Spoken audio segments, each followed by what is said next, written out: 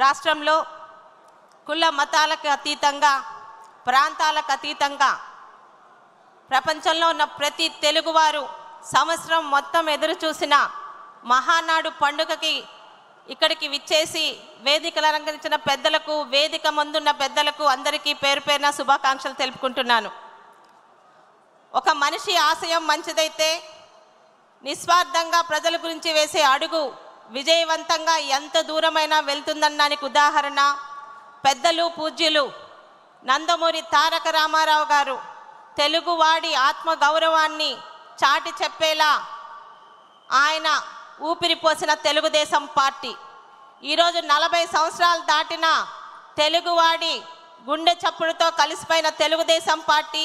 ఈరోజు కూడా విజయవంతంగా ముందుకు వెళ్తుందంటే ఆ పెద్ద ఆయన సంకల్ప బలం. ఇక నారా చంద్రబాబు నాయుడు గారు ముఖ్యమంత్రి అనే పదానికి అర్థం మార్చి అది ఒక అధికారం పదవి మాత్రం కాదు, ప్రజలకి మంచి చేసేలా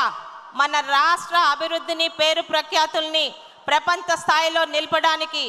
20 సంవత్సరాల ముందు కూడా ఆలోచించి ఒక విజనరీ నాయకుడిగా పేరు పొంది సీఎం అనే పదానికి కరెక్ట్గా అర్హతమైన వ్యక్తి సిబిఎన్ అనే పదం పేరు తెచ్చుకున్న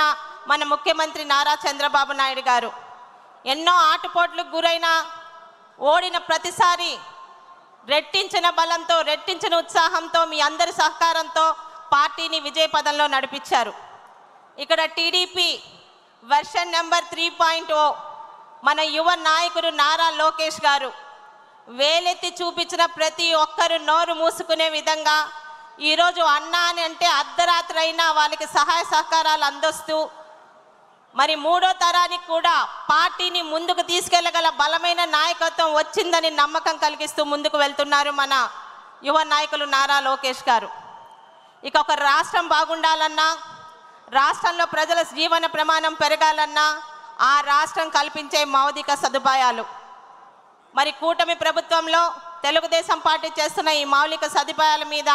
మాట్లాడే తీర్మానాన్ని ప్రవేశపెట్టే అవకాశం నాకు ఇచ్చిన పెద్దలందరికీ ధన్యవాదములు. ఒక విజనరీ లీడర్గా చంద్రబాబు నాయుడు గారు ఆయన పరిపాలనలో పెద్ద పీట వీసేది ఎప్పుడు మౌలిక సదుపాయాలకే. ప్రజల సంక్షేమం, ప్రజలకు ఇచ్చిన హామీలను ముందుకు తీసుకువెళ్తూ కూడా ఆయన మౌలిక అభివృద్ధికి ముందు నుంచి పెద్ద పీట వేస్తూనే ఉన్నారు. అభివృద్ధి ఆలోచించి ఆయన వేసే ప్రతి అడుగు, ప్రతి ఆలోచన రాష్ట్రాన్ని ప్రపంచ పటంలో నిలపడానికే.